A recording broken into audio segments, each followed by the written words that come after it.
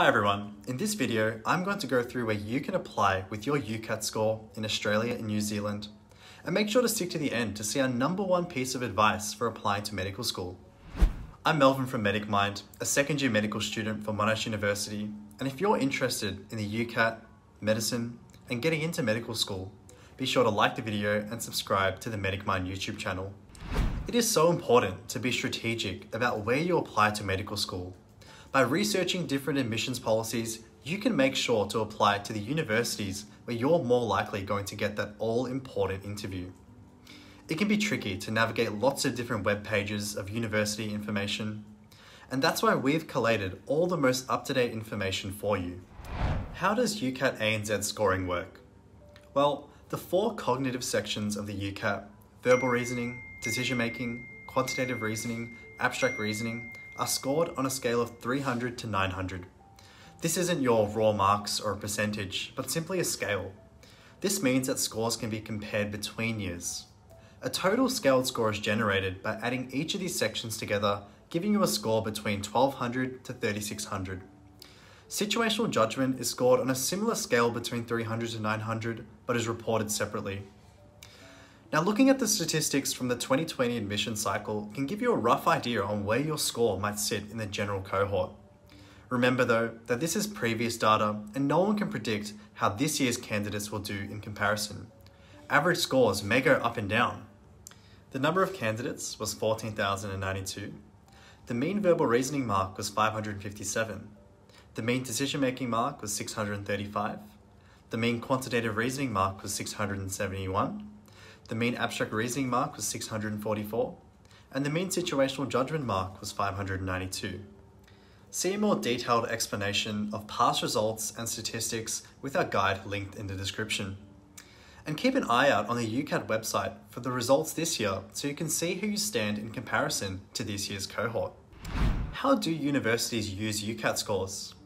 The table on the screen shows a summary of how universities use UCAT scores in their selection process. The majority of universities use a score for both interview and final selection, but the weighting can vary a lot. Where the weighting's unknown, a percentage hasn't been included. So, where should you apply with the low UCAT score of less than 2,500? If you score less than 2,500, this means you've scored lower than average. You are unlikely to receive an interview with this score, but that doesn't mean you cannot get admission.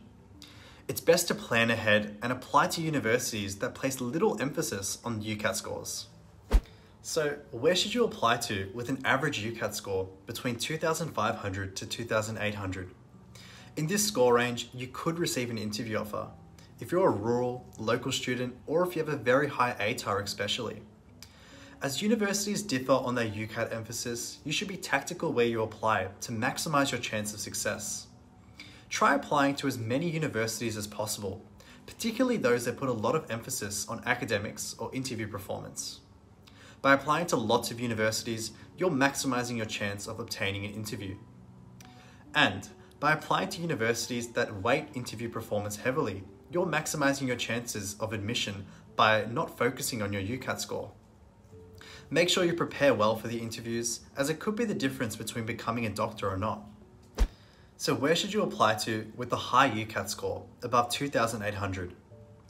Well done on your score. If you've scored above 2,800, you have a good chance of getting interviews if your academics are also strong.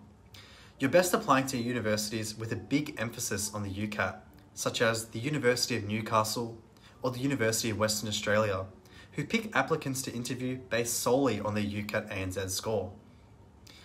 Our number one piece of advice for applying to medical school is to remember that the UCAT ANZ is just one component of your application.